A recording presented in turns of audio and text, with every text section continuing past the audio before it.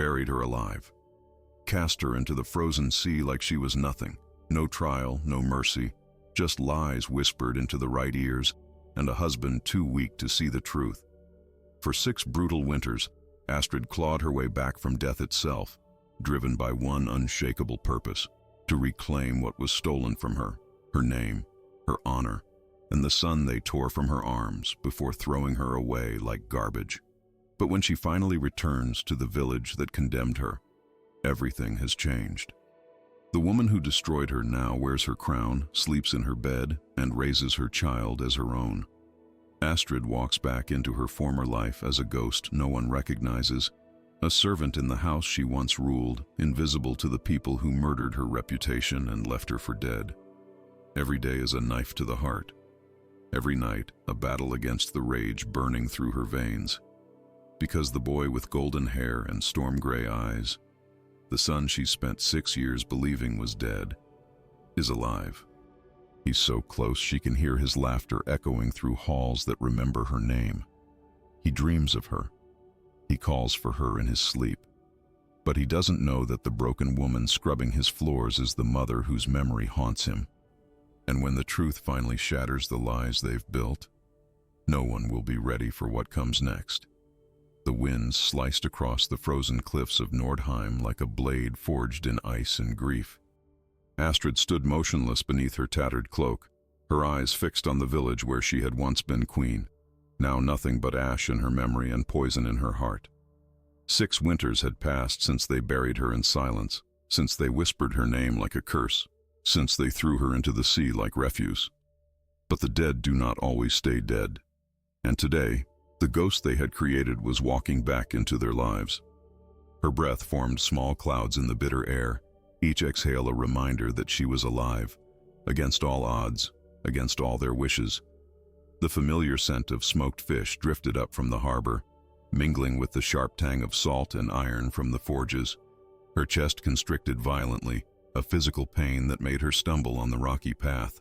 The baby, her son, torn from her arms before they cast her away, his cries still echoing in the hollow chambers of her heart. She pressed a trembling hand against her ribs, feeling the frantic hammering beneath. Not yet. She could not break yet. There was too much to do, too much truth buried beneath their lies. As she descended the narrow trail toward the village, each step felt like walking into her own grave. Except this time, she was the one who would do the burying. The rhythmic clanging of hammers against anvils grew louder, a funeral march accompanying her return. Children's laughter pierced the air, and she flinched. Had her son laughed like that? Would she even recognize his voice now? The questions clawed at her mind like starving wolves. Then she saw him, Eric, her husband, the man who had sworn before the gods to protect her. He stood in the village square, his broad shoulders relaxed, his head thrown back in laughter. And beside him, draped in furs that Astrid herself had once worn, was her, Sigrid, the woman who had whispered lies into every ear, who had woven betrayal like thread through a loom, who had smiled as they dragged Astrid toward her supposed death. Sigrid's hand rested possessively on Eric's arm, her painted lips curved in victory. Astrid's fingers curled into fists beneath her cloak, nails biting into her palms until she felt the warm trickle of blood. The rage that surged through her veins was molten, burning away 6 years of survival, of sleeping in barns, of eating scraps, of becoming invisible. But she forced herself to breathe, to wait. Revenge was a dish best served with truth, not bloodshed. She would not become the monster they had called her. She pulled the hood lower over her face and walked forward, her posture bent, her steps shuffling like an old woman's. The transformation was complete. Time, suffering, and calculated starvation had carved a different face from the one they remembered. Where there had been softness, now there were sharp edges. Where there had been trust in her eyes, now there was only a carefully constructed emptiness. "I seek work," she said in a voice roughened by disuse, addressing a servant near the great hall. "Any work. I can clean, I can cook. I ask only for shelter and scraps." The servant barely glanced at her, waving dismissively toward the main entrance. "Speak to the lady of the house. She's always complaining about needing more hands." The lady of the house. The words tasted like ash in Astrid's mouth. But she nodded humbly and made her way to the doors of what had once been her home. Each stone, each carved beam, each tapestry whispered her name. The hall still smelled of pine and smoke, exactly as she remembered. Her feet knew every creak in the floorboards, every loose stone. This place was written into her bones. Sigrid received her in the main chamber, lounging on cushions embroidered with Astrid's own needlework. The irony would have been amusing if it weren't so suffocating. Sigrid's eyes swept over the cloaked woman with bored disinterest. "You look strong enough," Sigrid said, her voice dripping with the false sweetness Astrid remembered too well. "I'll give you a trial. The previous girl was lazy. Don't disappoint me." "I won't, my lady," Astrid whispered, keeping her eyes lowered. Every word was a knife she swallowed, cutting her from the inside. That night, as she scrubbed the floors of the great hall where she had once hosted feasts, where Eric had crowned her with flowers, where they had danced until dawn, she felt the tears threatening to break free. But she blinked them back. There would be time for tears later, or perhaps there would never be time. Perhaps she had used them all up in the belly of that fishing boat that had rescued her from the rocks, when the fisherman's wife had held her as she screamed for her child. The hall was empty now, lit only by dying embers in the hearth. Shadows danced across the walls like accusing fingers, and then, as she moved to clean beneath the high table, her hand touched something small and cold. A bracelet, small enough for a child's wrist. Silver with a tiny hammer charm dangling from it, the symbol of her family, the emblem she had worn since childhood. Astrid's heart stopped. Her breath caught in her throat, choking her. With shaking hands, she brought the bracelet closer to the firelight. It was real. Not a dream. Not a ghost. Her son had worn this, was wearing this, was here, was alive. The bracelet slipped from her trembling fingers and clattered against the stone floor, the sound impossibly loud in the silence.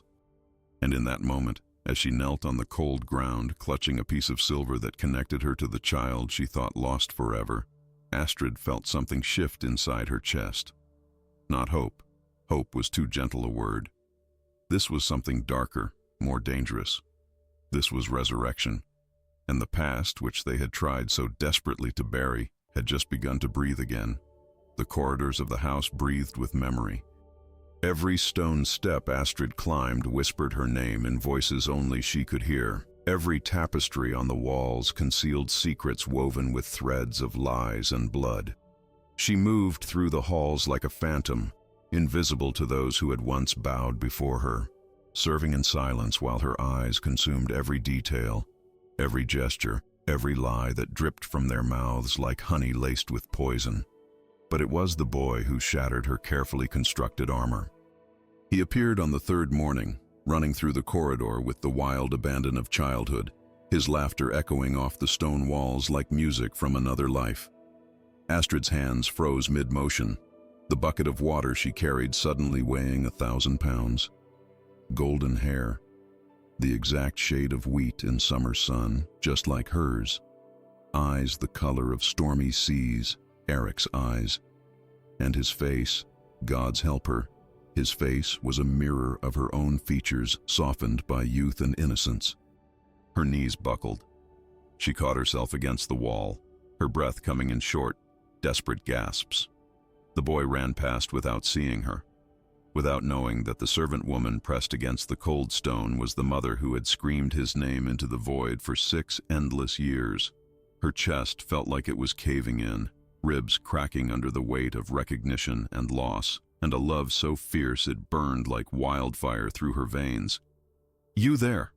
A sharp voice cut through her spiral. One of the older servants, a woman with suspicious eyes and a mouth like a trap, stood watching her. "The lady wants the floors in the great hall scrubbed again. She says you missed spots yesterday." Astrid nodded mutely, not trusting her voice. But as she moved toward the hall, her mind raced with questions that clawed at her sanity. Did Eric know? Had he raised the boy as his heir knowing the truth, or had Sigrid managed to convince him that the child was somehow hers? The timeline was impossible. Astrid had been pregnant when they cast her out. Unless they had told everyone the child was premature, or adopted, or claimed by Eric from another woman. The lies would have been easy to weave in her absence. The great hall held evidence she had not noticed before. Above the hearth hung a new tapestry depicting a hunting scene, but woven into the border were symbols, small, almost invisible, that Astrid recognized as protective runes for children. Her heart lurched. Someone in this house had cared enough about her son to embed protection into the very walls around him.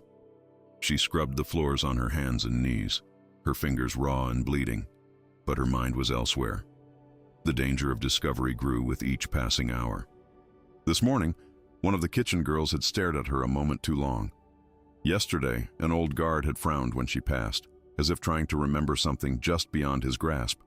Time and suffering had changed her face, carved away the softness of youth and replaced it with hard angles and hollow cheeks. But the eyes were harder to disguise. That evening, as dusk painted the sky in shades of blood and ash, Astrid found herself serving at the great table. Eric sat at the head, commanding and powerful, every inch the chief she had once loved. Sigrid perched beside him like a serpent in silk, her fingers constantly touching his arm, his shoulder, marking her territory with every gesture. And at Eric's right hand sat the boy, her son, eating quietly, his manners perfect, his posture rigid, too rigid for a child. Astrid's hands trembled as she poured mead into Eric's cup. She was so close she could smell the leather and pine scent of him, could see the new scars on his hands, could hear the rumble of his voice as he spoke to the men around him. For one terrible moment, she wanted to scream the truth into his face, to watch recognition dawn in his eyes, to demand answers for every night she had spent believing her child was dead. But then she heard the laughter. Ladies and lords from neighboring villages had gathered for the feast, their voices rising in drunken merriment. One woman, draped in furs and jewels, raised her cup high. "A toast," she declared, her words slurring slightly, "to Sigrid, the virtuous wife who brought prosperity back to Nordheim." The others cheered. Astrid stood frozen, the pitcher of mead clutched so tightly her knuckles turned white. Another voice chimed in, a merchant with a cruel smile. "Indeed, such a blessing after... Well, we all know what happened to the previous wife." He lowered his voice to a stage whisper that carried through the hall. "They say she died because she was barren, cursed. The gods themselves rejected her." Barren. The word hit Astrid like a physical blow. The pitcher slipped from her nerveless fingers and shattered against the stone floor, mead spreading like blood across the clean stones she had scrubbed just hours before. The sound sliced through the conversation, and suddenly every eye in the hall turned toward her. Time stopped. Eric's gaze found hers, and for one heart-stopping moment, she saw something flicker in his eyes. Confusion, recognition, impossible hope. But then Sigrid's voice cut through the silence, sharp and suspicious. "Clumsy fool! Clean that up immediately!" Astrid dropped to her knees, her hands shaking so violently she could barely pick up the broken pieces. Blood mixed with mead as the shards cut into her palms, but she barely felt the pain. All she could feel was the weight of Eric's stare burning into the top of her head, and the terrible, crushing knowledge that they had called her barren while raising her own son as their heir. One of the servants, the same suspicious woman from earlier, crouched beside her, helping gather the broken pottery. But her eyes were sharp, studying Astrid's face with an intensity that made ice crawl down her spine. "You look familiar," the woman whispered, her voice barely audible beneath the resumed conversation. "Have we met before?" Astrid kept her head down, her heart hammering against her ribs like a trapped bird. "No, my lady, I'm a stranger here." "Strange," the woman murmured, still watching her with those piercing eyes. "Very strange indeed." As Astrid retreated to the kitchen with her bucket of broken glass and spilled mead, she heard her son's voice asking a question. "Father, what happened to your first wife, the one before Mother Sigrid?" The hall fell silent again. Eric's response was quiet, heavy with an emotion Astrid could not name. "She's gone, boy. That's all you need to know." But as Astrid pressed herself against the kitchen wall, her blood-stained hands pressed to her mouth to stifle the sob threatening to tear from her throat, She heard the boy's final words carried on the cold evening air. "I dream about her sometimes. A woman with golden braids and sad eyes. She calls my name, but I can never reach her." And in that moment, Astrid understood that the truth was alive not just in her heart, but in her son's dreams. A ghost that refused to stay buried, a memory that transcended lies and time and the desperate attempts of guilty souls to rewrite history. The chains that bound Nordheim were invisible, but Astrid could see them now with perfect clarity. Every smile in the great hall was a link forged in deceit. Every toast raised in Eric's honor was another shackle tightening around the truth. She moved through the house like a ghost cataloging sins, and what she discovered made her blood run cold with a rage so pure it felt almost holy. Father Björn, the priest who had testified to her adultery with such conviction that even Eric's love could not save her, now sat at the chief's right hand during every council meeting. His robes were finer than they had been 6 years ago, his belly rounder, his voice carrying the weight of divine authority. Astrid watched him bless the evening meal with hands that had signed her death warrant, speaking of virtue and righteousness while his eyes gleamed with the satisfaction of a man whose lies had brought him power. Then there was Magnus the merchant, the one who had claimed to witness her meeting a lover in the woods. His trading post now dominated the village square, its success built on exclusive contracts with Eric's clan. She saw him counting coins in the marketplace, his fingers heavy with rings, his laugh booming as he negotiated deals that filled his coffers with gold earned through betrayal. Each face was a piece of a puzzle Astrid had spent 6 years trying to understand. Standing in the shadows of the great hall, scrubbing and serving and listening, she began to see the picture they formed. This had never been about her supposed sins.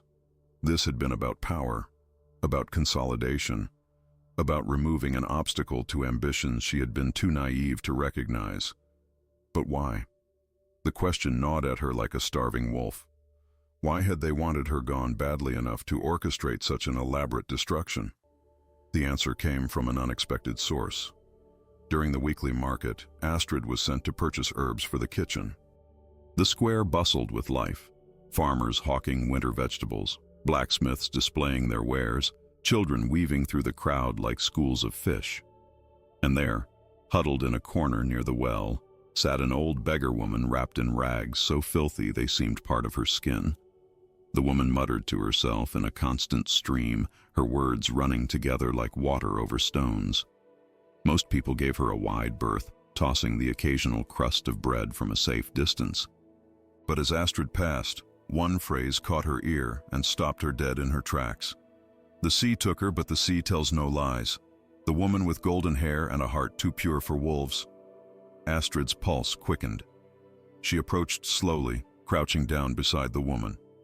Up close, she could see that beneath the grime and madness, there was something familiar about those eyes, a sharpness that spoke of a mind not entirely lost. "What did you say about the woman?" Astrid whispered. The beggar's head snapped toward her with unsettling speed. For a long moment, those sharp eyes studied Astrid's face, and then something like recognition flickered across the weathered features. "You smell like the sea," the old woman said. "Like salt and survival, like ghosts." "Tell me about her," Astrid pressed, her voice urgent. "The woman with golden hair." The beggar woman reached into her rags with trembling hands and pulled out something wrapped in oilcloth. She pressed it into Astrid's palm, her grip surprisingly strong. "He gave this to me the night before. Said if anything happened to her, I should keep it safe. But I'm dying, ghost girl. The secrets are too heavy for these old bones." Astrid unwrapped the cloth with shaking fingers. Inside was a letter, the parchment yellowed with age, the seal broken. Eric's seal. Her heart hammered against her ribs as she unfolded it, her eyes devouring the words written in a hand she knew as well as her own. The letter was addressed to her, to Astrid. "My beloved wife," it began, and her vision blurred with tears. "If you are reading this, then I have failed you. I have failed us both. They came to me 3 days ago, Father Björn and Magnus, along with others whose names would break your heart. They brought evidence of a plot against my leadership, a conspiracy to overthrow our clan and install another chief. They said you were part of it, that your family had arranged the marriage to position themselves for a coup. Astrid's hands trembled so violently she could barely hold the parchment. She read on, each word a dagger to her heart. I did not believe them. I swore I would never believe such lies about you. But then they showed me documents, letters with your seal, meetings recorded, alliances formed. I know now these must have been forgeries, but in that moment, with the survival of our entire clan hanging in the balance, I was given a choice: sacrifice you to save hundreds, or watch our people burn in civil war. They promised your family would be spared if I agreed to the exile. They promised you would be sent away quietly, that you could live in peace in another land. I never agreed to your death, Astrid. I swear on all the gods, I never agreed to that. But I was weak. I chose the many over the one. I chose my people over my heart, and I will carry that choice to my grave like a sword through my chest. Forgive me, my love. I am not worthy of you. I never was. The letter ended there, unsigned, as if Eric had been unable to finish it. Astrid's tears fell onto the parchment, blurring the ink further. Her entire body shook with the force of emotions too vast to contain: rage at his weakness, anguish at his betrayal, and beneath it all, a terrible, treacherous understanding. He had loved her.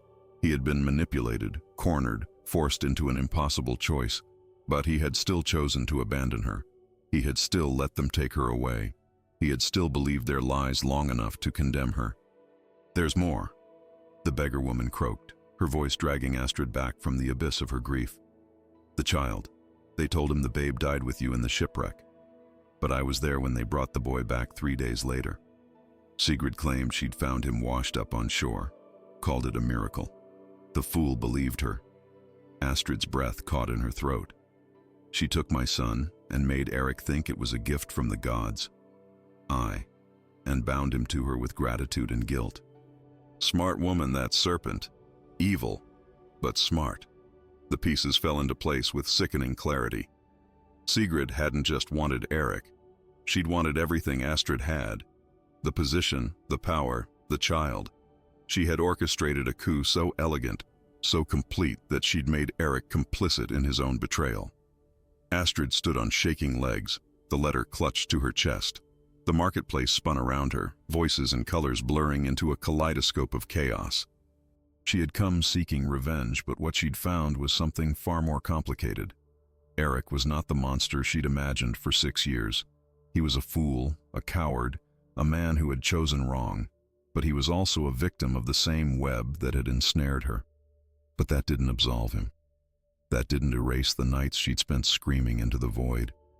That didn't bring back the years she'd lost with her son. She made her way back to the house in a daze, the letter hidden in her clothing like a brand against her skin. As she entered through the servant's entrance, she nearly collided with her son, her boy, so close she could smell the honey-sweet scent of youth on him. "Sorry," he mumbled, then looked up at her with those storm-gray eyes. For a moment they simply stared at each other. And in that moment, Astrid made a decision that would change everything. She would not just expose the lies. She would not just seek revenge. She would give her son something more valuable than vengeance. She would give him the truth.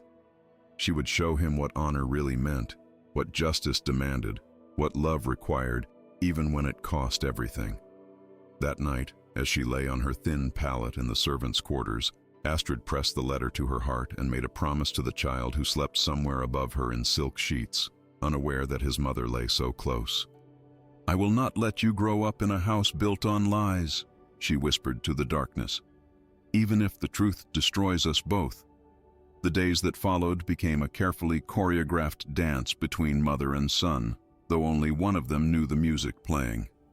Astrid found excuses to be wherever the boy was, mending clothes in the corner while he practiced his letters, sweeping the corridor outside his chamber as he prepared for bed, serving meals when he ate. Each stolen moment was a drop of water to a woman dying of thirst, and she drank them desperately, storing every detail in the treasury of her starving heart. His name was Leif. She learned it by listening to Eric call him in from the courtyard, and hearing it spoken aloud nearly brought her to her knees. Leif, meaning heir, descendant, beloved son. The name she would have chosen herself if they had given her the chance to be his mother. On the 5th day, she found him alone in the small library, struggling over a map of the Northern Territories. His brow was furrowed in concentration, his small finger tracing trade routes with the same intensity Eric had once shown when planning raids. Astrid's chest ached with recognition. He had inherited his father's strategic mind, along with his mother's stubborn determination. "You're the new servant," Leif said without looking up, startling her. "The one who broke the pitcher." "Yes, young master." Her voice caught on the formal address. Young master. She should have been calling him my son, my heart, my reason for breathing. "Everyone says you're clumsy." He looked at her then, his gray eyes assessing. "But I've watched you. You're not clumsy. You move like you know this house better than anyone." Fear spiked through Astrid's veins, cold and sharp. The boy was too observant, too intelligent. But instead of retreating, she found herself moving closer, drawn by a force stronger than caution. "Perhaps I had a house like this once," she said carefully. "Long ago." Leif's eyes widened with interest. "Will you tell me about it?" And so she did. She told him stories disguised as memories, tales of a great hall by the sea where a chief and his wife had ruled with fairness and love. She spoke of festivals where children ran free, of winter nights when stories were shared around roaring fires, of a time when honor meant more than power. She painted him pictures of the mother he'd lost without ever saying it was her, without ever breaking the fragile spell of the moment. Leif listened with an intensity that made her heart soar and shatter simultaneously. When she finished, he was quiet for a long moment, his fingers still resting on the map. "I dream about the sea sometimes," he said finally, his voice small and uncertain. "There's a woman with hair like summer wheat, and she's calling for me. She sounds sad. So sad it makes me cry even after I wake up."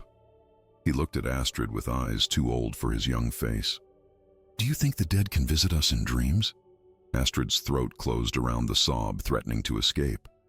She wanted to grab him, to hold him, to tell him that his mother wasn't dead, that she was right here, that she had never stopped calling for him across the vast emptiness of their separation. Instead, she reached out with a trembling hand and gently touched his hair, just once, just for a heartbeat. "I think," she whispered, "that love is stronger than death, and that those who love us never truly leave." Something shifted in the air between them then, a recognition that lived deeper than memory, in the blood and bone where truth cannot be erased. Leif stared at her with an expression she couldn't read, his lips parting as if to ask a question that terrified them both. But the moment shattered like glass as Sigrid's voice cut through the quiet sanctuary. "Leif, where are you, darling?" The boy jumped, and Astrid stepped back quickly, resuming her servant's posture. Sigrid swept into the library, her eyes immediately narrowing when she saw them together. "What are you doing here?" she demanded of Astrid, her voice dripping with suspicion. "Cleaning, my lady. The young master was kind enough not to mind my presence." Sigrid's gaze darted between them, searching for something, some evidence of the connection she could sense but not see. "Leif, go to your chamber, now." The boy obeyed, but not before casting one last glance at Astrid that felt like a lifeline thrown across churning waters. When he was gone, Sigrid moved closer, her perfume cloying and suffocating. "You spend a lot of time near my son," she said, her words soft but edged with threat. "I clean where I'm told, my lady." "Do you?" Sigrid circled her like a predator assessing prey. "You know, there's something about you that troubles me. Your voice, perhaps, or the way you move. Tell me, where did you say you came from?" "The southern villages, my lady, after my husband died." Yes, the convenient dead husband." Sigrid waved a dismissive hand.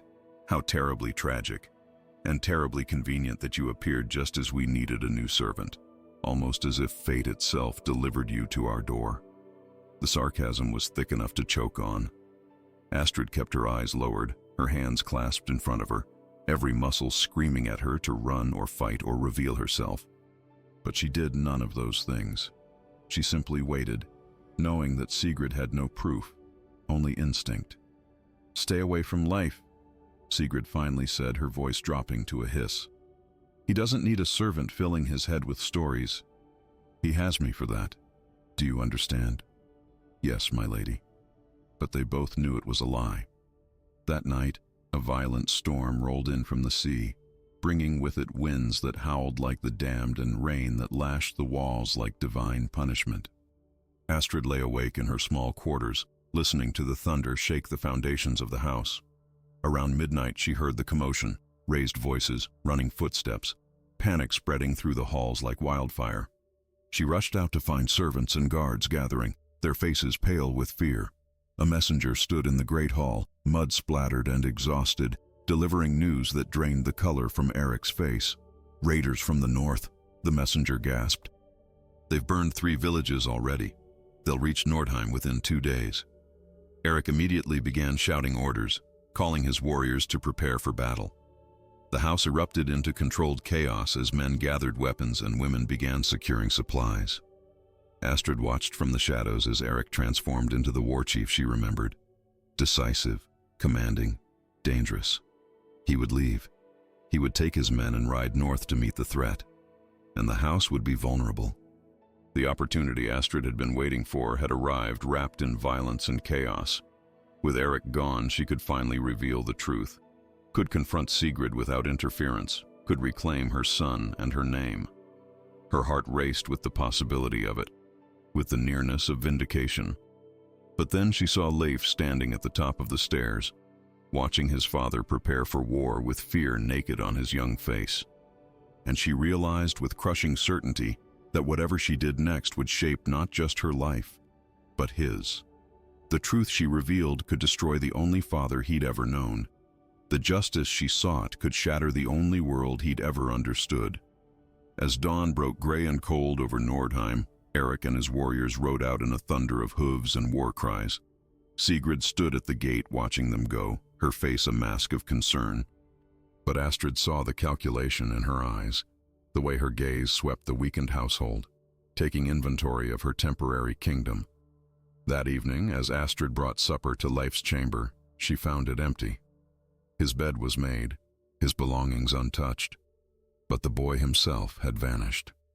A cold dread seized her heart as she ran through the house calling for him, her careful disguise forgotten in her terror. The other servants joined the search, combing through every room, every storage space, every corner. But Leif was gone, and as night fell over Nordheim like a shroud, Astrid stood in the courtyard staring at the dark forest beyond, knowing with a mother's certainty exactly what had happened. Her son had heard her stories of the sea and remembered his dreams of the golden-haired woman, and he had gone looking for the truth that everyone else was trying to bury. The village descended into chaos as word of Leif's disappearance spread like wildfire through the narrow streets. Sigrid's screams echoed off the stone walls, her carefully constructed facade crumbling into genuine hysteria. Or perhaps the performance of a lifetime. Astrid couldn't tell anymore. Guards were dispatched in every direction, their torches bobbing through the darkness like desperate fireflies searching for a lost star. But Astrid didn't wait for orders or permission. She grabbed a cloak and slipped into the night, her feet carrying her toward the cliffs with an instinct that transcended thought. If Leif had gone searching for the woman from his dreams, searching for the truth buried beneath 6 years of lies, he would go to the sea. The sea that had supposedly claimed his mother. The sea that called to him in his sleep. The forest path was treacherous in the darkness, roots reaching up like skeletal fingers to trip her, branches clawing at her face and clothes. Her breath came in ragged gasps, her heart hammering a prayer she didn't know she remembered. "Please, please, please let him be safe. Let me find him. Don't take him from me again. Not again. Not when I just got him back." The sound of the waves grew louder, crashing against the rocks with a violence that matched the storm in her chest. And then she saw him, a small figure silhouetted against the moonlight, standing at the edge of the cliff, where the land dropped away into nothing but air and fury and the hungry sea below. "Leif!" His name tore from her throat, raw and desperate, stripped of all pretense. The boy turned, and even in the dim light she could see the tears streaming down his face. In his hand he clutched something small and white. A shell. The same kind she had worn on a necklace when he was born. The same kind she'd placed in his cradle as a blessing. A promise that the sea would always bring him home to her. "I found it in the rocks," he said, his voice small against the roar of the waves. "Just like the one from my dreams. The woman always wears it. She always reaches for me, but I can never touch her." His words broke on a sob. "Why can't I reach her? Why does she cry for me if she's dead?" Astrid moved closer, slowly, as if approaching a wild animal poised for flight. Every instinct screamed at her to grab him, to pull him away from that terrible edge. But she forced herself to be calm, to be steady, even as her world tilted on its axis. "Maybe," she said softly, "she isn't dead. Maybe she's been trying to reach you all along." Leif's eyes met hers, wide and searching and filled with a desperate hope that shattered what remained of her resolve. "That's impossible. Father said, everyone said, what if everyone was wrong?" The words hung in the air between them, heavy with implication, weighted with truth that could no longer be denied. What if the sea didn't take her? What if she survived? Then where? Leif's voice cracked, understanding beginning to dawn in his expression, like a sunrise breaking through storm clouds. His gaze fixed on her face, really seeing her for the first time, looking past the hollow cheeks and worn clothing to the features beneath. "Your eyes," he whispered. "They're the same color as mine. And your voice, in my dreams, she sounds like..." Astrid's composure shattered. 6 years of survival, of careful planning, of swallowed grief and calculated revenge, all of it crumbled in the face of her son's recognition. She dropped to her knees on the rocky ground, tears streaming down her face, her whole body shaking with the force of emotions too long suppressed. "I'm sorry," she sobbed. "I'm so sorry, my darling boy. I never wanted to leave you. They took you from me. They threw me away like I was nothing, and I tried. Gods, I tried so hard to get back to you. But by the time I survived, by the time I could return, you were here and safe, and I thought if I revealed myself too soon, they would take you away again, or hurt you, or..." Leif stumbled forward and crashed into her arms with a force that nearly knocked them both over the edge. His small body pressed against hers, his face buried in her shoulder, and he was sobbing. Great heaving sobs that shook them both. Astrid wrapped her arms around him and held on like he was the only thing keeping her tethered to the earth, which perhaps he was. Perhaps he always had been. "Mama," he choked out, the word muffled against her cloak. "I knew you weren't gone. I knew it. I felt you. I always felt you." They clung to each other on that cliff edge, 6 years of separation dissolving in salt tears and desperate embraces, while below them the sea roared its approval, or perhaps its rage. Astrid couldn't tell which and didn't care. Her son was in her arms. Her son knew her. Her son remembered in the way that mattered most, not with his mind, but with his heart. But the moment of reunion was cut short by the sound of approaching footsteps, multiple sets, moving fast through the forest. Torches appeared between the trees like angry eyes, and voices called out. Guards sent by Sigrid, no doubt, to retrieve the heir and drag the servant woman back for punishment. "They saw us," Astrid breathed, panic clawing up her throat. "Leif, listen to me. We have to. I won't let them take you again." Leif's voice was fierce, older than his years, filled with a determination that reminded her painfully of Eric. "I won't let them lie anymore. Baby, they'll say I kidnapped you. They'll say I'm trying to steal you away. Sigrid will... I don't care what she says." Leif pulled back to look at her, his face set with stubborn resolve. "She's not my mother. You are. And I'm going to tell everyone." The guards burst into the clearing, weapons drawn, and Astrid's heart plummeted. She recognized the lead soldier, one of Sigrid's personal men, bought and paid for with the same gold that had purchased so many other loyalties. His eyes widened when he saw them together, saw the way Leif stood protectively in front of the servant woman, saw the unmistakable connection that no amount of lies could erase. "Step away from the boy," the guard commanded, his voice hard. "Lady Sigrid has ordered your arrest for kidnapping the heir." "She didn't kidnap me," Leif shouted, his voice cracking with emotion and defiance. I came here on my own. She saved me. The lady said you would be confused, young master, that the woman had bewitched you with lies. The guard moved closer, his hand on his sword. Come away now, and no harm will come to you. Astrid's mind raced. She could run, grab Leif and flee into the forest, try to reach the old beggar woman's shelter, hide until Eric returned. But what kind of life would that be for her son? Always running, always hiding, never safe. Or she could surrender, let them arrest her, hope that somehow the truth would come out before Sigrid had her executed for crimes she didn't commit. Neither option was good. Both were doomed.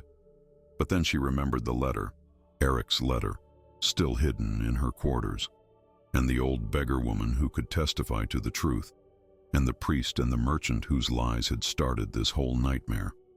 If she could just get them all together, force them to face their crimes in front of witnesses, maybe, just maybe, justice could still be served. She squeezed Leif's hand once, a promise and a plea. Go with them, she whispered. Trust me, I won't leave you again, but right now, you need to be safe while I make this right. No. Leif's grip tightened, his eyes wild with fear. They'll kill you like they tried before. Not this time. Astrid managed to smile through her tears. This time, I have something they don't.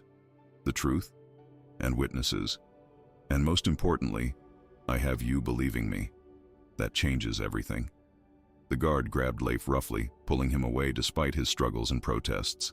As they dragged him back toward the village, he screamed for her, his voice carrying across the cliffs and out to sea, where it mingled with the crash of waves and the cry of night birds. The sound carved itself into Astrid's heart like a brand, a wound that would never fully heal. When only 2 guards remained to escort her back, Astrid went quietly, her mind already working through the pieces of her plan. They thought they had caught her. They thought this was the end of her ghost story. But Astrid had survived drowning, exile, starvation, and 6 winters of grief. She had walked back from death itself. And now, with her son's love as her armor and the truth as her sword, she was ready to burn down every lie that had been built on her grave. They threw Astrid into the small stone cell beneath the Great Hall, the same cell where she had once ordered criminals held before Eric passed judgment. The irony was not lost on her as she slumped against the damp wall, her wrists raw from the rope that had bound them during the march back to the village. Above her, she could hear the thundering of footsteps, the shouting of voices, the machinery of accusation grinding into motion like a mill, preparing to crush grain into dust. By dawn, the entire village had gathered in the square. Word had spread with the speed of plague. The servant woman was actually a witch who had bewitched the air, or perhaps a spy sent by enemies, or maybe even a demon wearing human skin. The stories multiplied and twisted, each version more fantastical than the last, until the truth was buried beneath layers of fear and superstition that Sigrid had carefully cultivated through whispered suggestions to the right ears. When they dragged Astrid from her cell, the morning sun was harsh and unforgiving, turning the crowd into a sea of faces twisted with righteous anger. She squinted against the light, her legs shaking from a sleepless night spent planning and praying in equal measure. The guards hauled her to a platform erected in the center of the square, a stage for her judgment, her execution, her final humiliation. Sigrid stood at the edge of the platform, draped in black as if already mourning, her face a perfect mask of grief and betrayal. Leif was beside her, held firmly by 2 guards, his face streaked with tears and fury. When his eyes met Astrid's, she saw something that gave her strength. Not doubt, not fear, but absolute certainty. He believed her. Her son believed her. People of Nordheim, Sigrid's voice rang out clear and commanding. We gather today to witness justice for a crime most heinous. This woman, she gestured at Astrid with theatrical disgust, infiltrated our home under false pretenses, poisoned the mind of our beloved heir, and attempted to kidnap him for purposes we can only imagine with horror. The crowd murmured, a low rumble of agreement and outrage. Astrid scanned their faces, looking for allies, for anyone who might question, who might remember. But 6 years had changed more than just her face. It had changed the village itself. New people had arrived, old loyalties had shifted, and those who might have recognized her were either gone or too afraid to speak. "She must be tried for witchcraft," someone shouted from the crowd. "Burn her," another voice cried, and others took up the chant.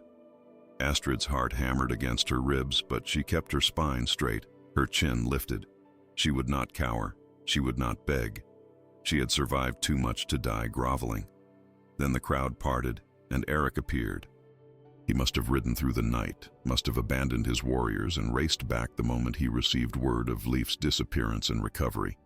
His armor was covered in road dust, his face haggard with exhaustion and fear.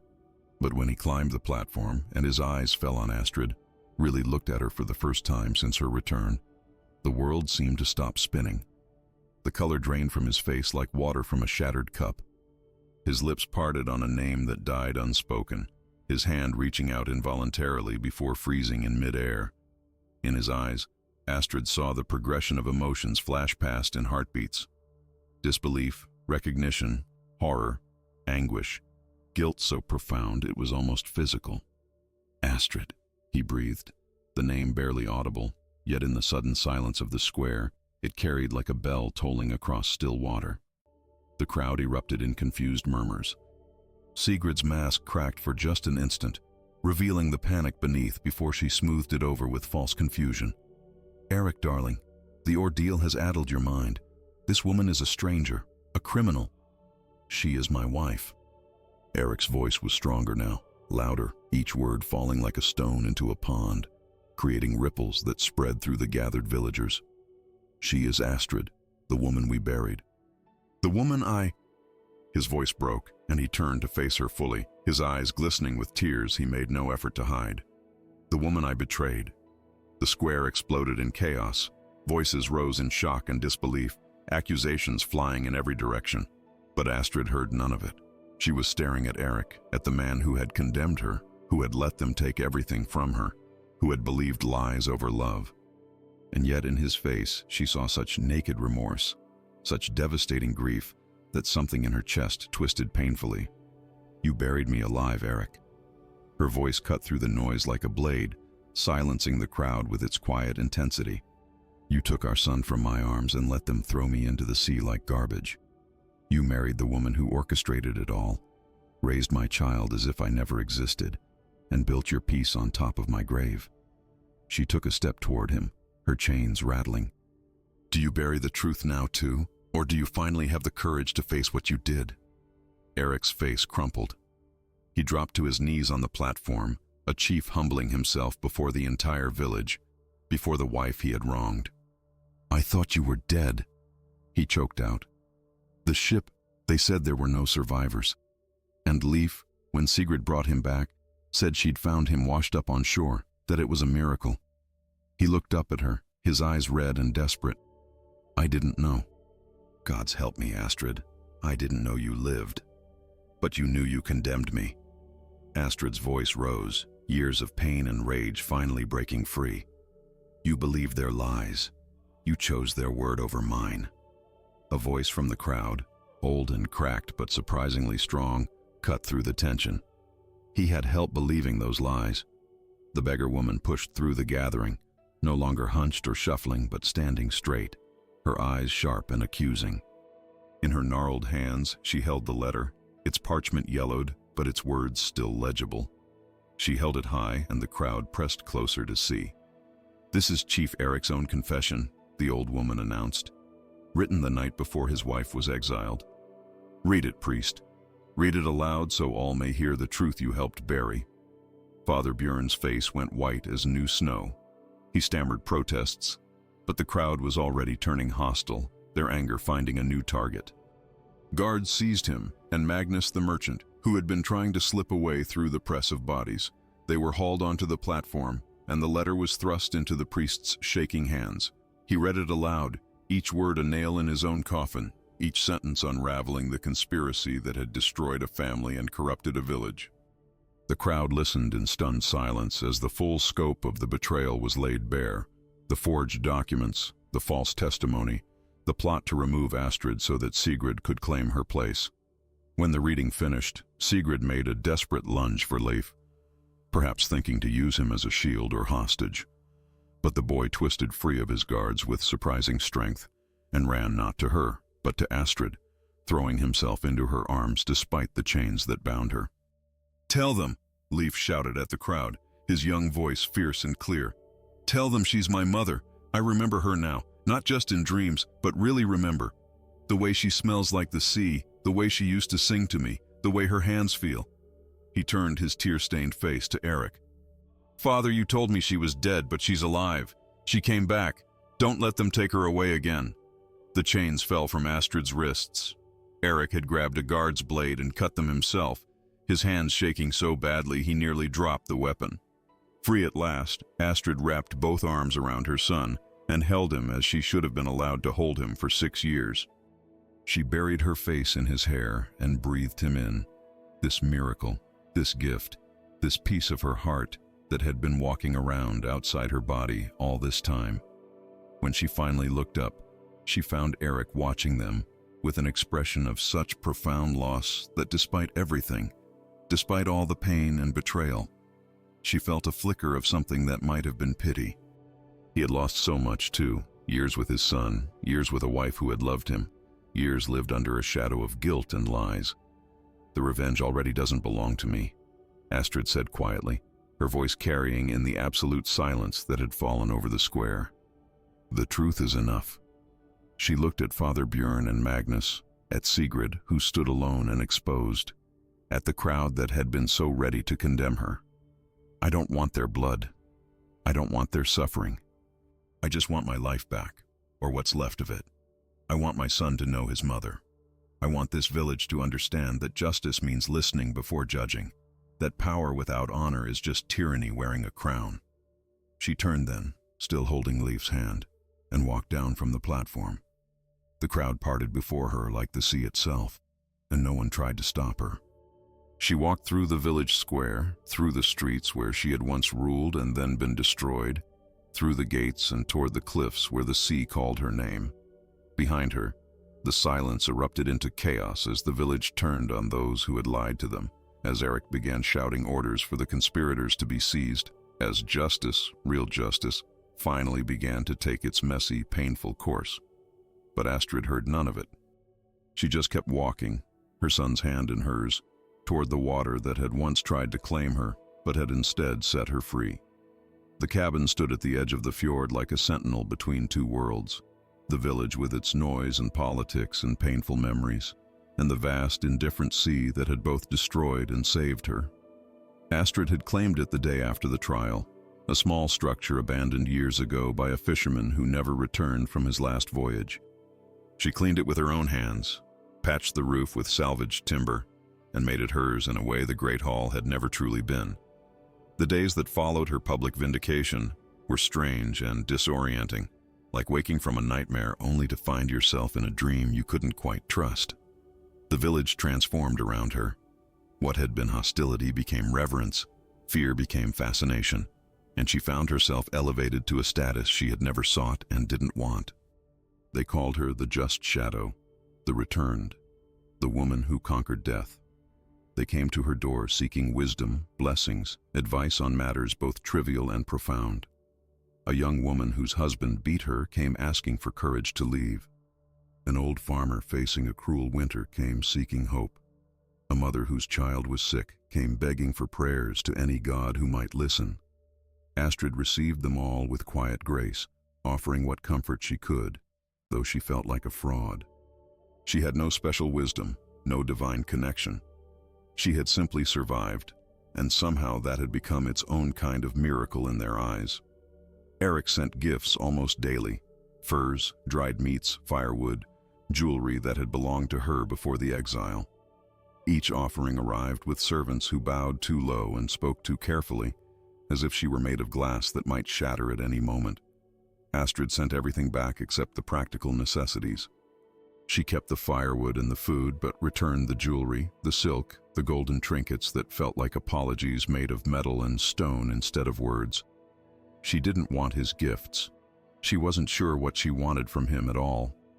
Leif came every day, sometimes with guards Eric insisted accompany him, sometimes alone when he managed to slip away. He was hungry for her in a way that broke and healed her heart simultaneously.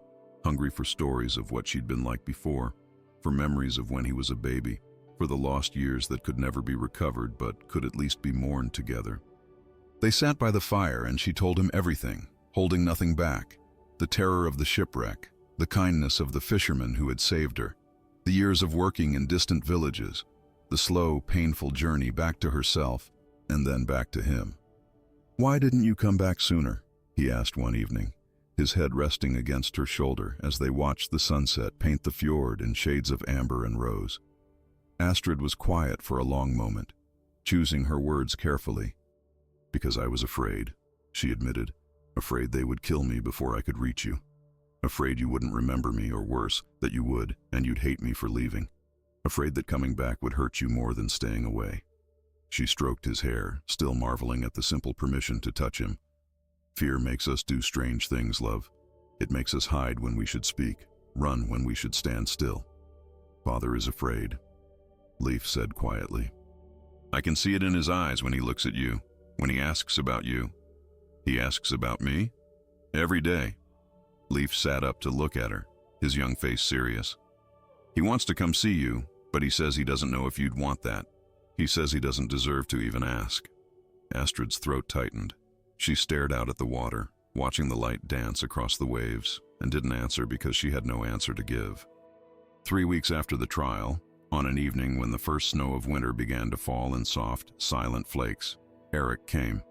Astrid heard his footsteps approaching long before he knocked, heavy boots on frozen ground, hesitant and uneven, like a man walking toward his own execution. She considered not opening the door, considered letting him stand in the cold until he gave up and went away. But in the end, curiosity or mercy or perhaps just exhaustion made her rise and lift the latch. He stood in the doorway looking somehow smaller than she remembered, though he'd lost none of his physical presence. The snow had already begun to gather on his shoulders and in his beard, turning him white at the edges like a man aging before her eyes. He carried no gifts this time, no offerings, just himself and the weight of everything that lay between them. "May I come in?" His voice was rough, uncertain. Astrid stepped aside without speaking, and he entered her small sanctuary like a penitent entering a church. He looked around at the simple furnishings, the sparse but clean interior, the life she'd built in the margins of the world that had once been theirs to share. "You sent back the jewelry," he said finally, because apparently even Eric, fearless war chief and leader of men, didn't know how to begin this conversation. "I don't need jewelry." No, you never did." He turned to face her, and the pain in his eyes was so raw it was almost obscene to witness. "Astrid, He stopped, swallowed hard, tried again. "There are no words. Nothing I can say that makes any of it right, that explains or justifies or—" "Then don't try." Her voice was quieter than she expected, tired rather than angry. "Don't try to explain it away, Eric. You made a choice. You chose to believe them over me. You chose the clan over your wife. You chose wrong, and we both paid the price. What's done is done." "I dream about it," he said hoarsely. "Every night, I dream about that day they took you. I see your face, hear you screaming my name, begging me to believe you. And I just stood there. I just let them." His voice broke completely, and he covered his face with his hands. "I let them destroy you because I was weak and afraid, and so God's damn certain that sacrificing one person could save hundreds. I thought I was being noble. I thought I was being strong." He lowered his hands, and tears ran freely down his face. "I was just a coward." Astrid felt something crack inside her chest, not breaking open, but maybe beginning to thaw after 6 years frozen solid. She thought of all the speeches she'd prepared in her head during those years, all the accusations she'd practiced, all the ways she'd planned to make him hurt the way he'd hurt her. But standing here now, watching this powerful man crumble under the weight of his guilt, she found she didn't want any of it. Revenge, she'd discovered, was exhausting, and she was so tired. "I forgive you," she whispered, and the words surprised her as much as they clearly shocked him.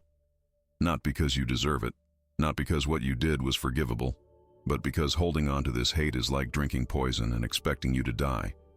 "I forgive you, Eric, so I can finally be free of it." He stared at her as if she'd spoken in a foreign language. "How?" he breathed. "How can you, after everything?" "Because I have to." She moved to the window, watching the snow fall more heavily now, blanketing the world in white. "Because our son is watching how we navigate this. Because forgiveness is a prison with lighter chains than love ever was." She turned back to him and managed a sad smile. "I forgive you. But that doesn't mean I can forget. And it doesn't mean things can ever go back to what they were." Eric nodded, tears still streaming down his face, and something in his posture, the way his shoulders finally relaxed, the way he seemed to breathe fully for the first time since entering, told her he understood. He wasn't asking for reconciliation. He was asking for absolution. And somehow, impossibly, she'd found the strength to give it. "Thank you," he said simply. "Then, will you come back? Not as my wife, but as Leif's mother. He needs you. The village needs you. And I—" He stopped himself. "I have no right to need you. But I want you to know that your place in Nordheim is secure, whatever form that takes." "I'll think about it," Astrid said, and was surprised to find she meant it. After Eric left, she stood at her window, watching his figure disappear into the swirling snow. Behind her, the fire crackled, warm and alive. And for the first time since her return, Astrid felt something unfamiliar bloom in her chest. Not happiness exactly, but perhaps its distant cousin. Something that whispered that maybe, just maybe, there could be life after death. Not the old life, but something new. Something earned. That night, Leif appeared at her door, covered in snow, grinning like he'd won a great victory. "Father said you forgave him," he said, tumbling inside and shaking snow everywhere like an excited puppy. "Does that mean you'll come home?" Astrid pulled him close, breathing in the scent of youth and hope and possibility. "This is home," she said gently. "But that doesn't mean I'm leaving you. You're my son, my heart. You're home too, wherever you are." And Leif, wise beyond his years, seemed to understand. He settled by her fire, and she told him stories until he fell asleep with his head in her lap, peaceful and whole. Outside, the snow continued to fall, covering the world in white, making everything clean and new and possible again. Spring came to Nordheim like a whisper turning into a song. The snow melted from the cliffs, revealing green beneath the white, and the fjord transformed from frozen glass into living water that reflected a sky so blue it hurt to look at. The village stirred from its winter sleep, and with the thaw came renewal. New crops planted, new boats launched, new lives begun, in the wake of truth finally told. But on the morning when the first wildflowers pushed through the earth near Astrid's cabin, the village woke to find her gone. The door to her small sanctuary stood open, swinging gently in the spring breeze. Inside, everything was neat and orderly, as if she'd simply stepped out for a moment and would return. The fire was banked, the blankets folded, the few possessions she'd accumulated arranged with care. But Astrid herself had vanished like morning mist burned away by sunlight. The only thing she'd left behind hung from the door frame. The shell necklace, the one Leif had found on the cliffs, the one that had connected them across 6 years of separation and lies. It swayed in the wind, catching the light, a symbol of love and farewell, woven together into something that was neither blessing nor curse, but simply truth. Leif found it first. He'd come at dawn as he did most mornings, eager to share breakfast with his mother and tell her about the previous day's training with his father's warriors. His hand reached for the shell, and the moment his fingers closed around it, he understood. She hadn't been taken. She hadn't been stolen away by enemies or dragged back to some nightmare. She had chosen to leave. He didn't cry. He was past tears now, or perhaps he'd simply learned that some sorrows were too vast for tears to measure. He stood holding the necklace and staring at the empty cabin, and slowly, achingly, he began to understand what his mother had been trying to teach him all along.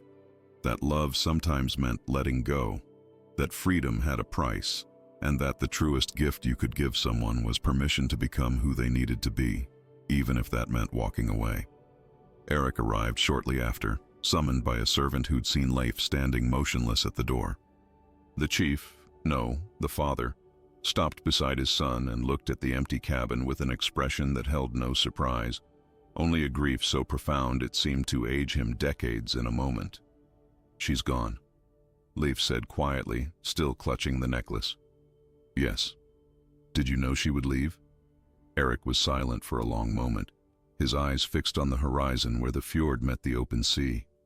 "I think part of me always knew," he admitted finally. "She came back for you, Leif.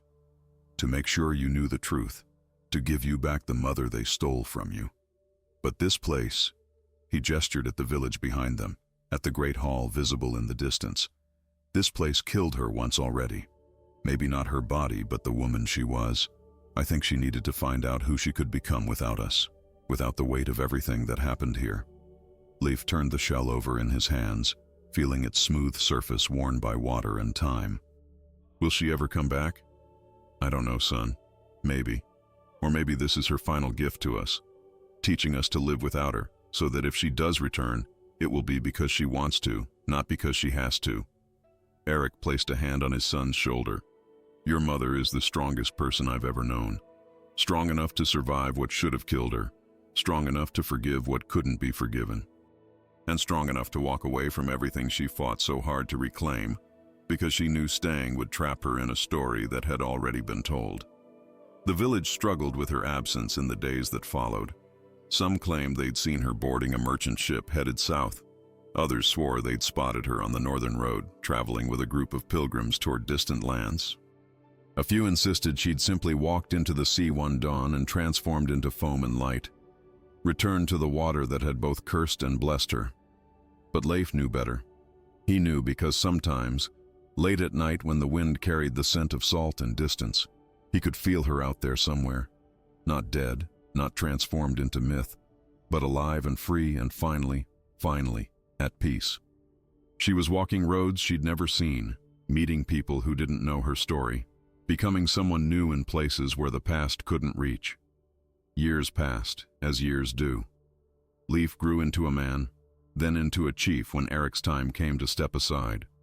And on the day of his ascension, when the entire village gathered to witness him take his father's place, Leif made his first decree as leader.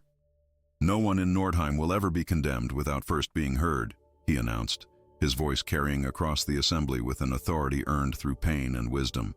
"No accusation will be accepted without evidence. No judgment will be passed without the accused given chance to speak their truth. And anyone who brings false testimony will face the same punishment they sought for their victim." The crowd murmured its approval, and Eric, older now, his beard fully white, his shoulders bent with years but his eyes still sharp, smiled with something that looked like redemption. Every year after that, on the anniversary of the day Astrid had revealed herself in the village square, Nordheim held a festival. They called it the Feast of Truth, and during the celebration, people shared stories of injustices righted, lies exposed, forgiveness granted. They raised cups and sang songs about the woman who had walked back from death to reclaim her honor and teach them all that truth, no matter how painful, was always worth fighting for. And Leif, standing before his people with the shell necklace now worn as a chief's ornament around his neck, would tell his mother's story, not as tragedy, but as triumph. He spoke of her courage, her suffering, her impossible journey back from the abyss. He spoke of her forgiveness, which had freed them all from the weight of their collective guilt, and he spoke of her final choice, to walk away from vengeance and pain and the prison of the past, to seek a future written in her own hand. "My mother taught me," he would say, his voice thick with emotion that never quite faded even as the years multiplied, "that the truth doesn't die, it just waits for the right time to return. And that love, real love, is strong enough to survive death, betrayal, and even goodbye." The people would raise their cups then, voices joining in a toast that echoed across the fjord and out to the endless sea beyond. To Astrid, the wife who returned.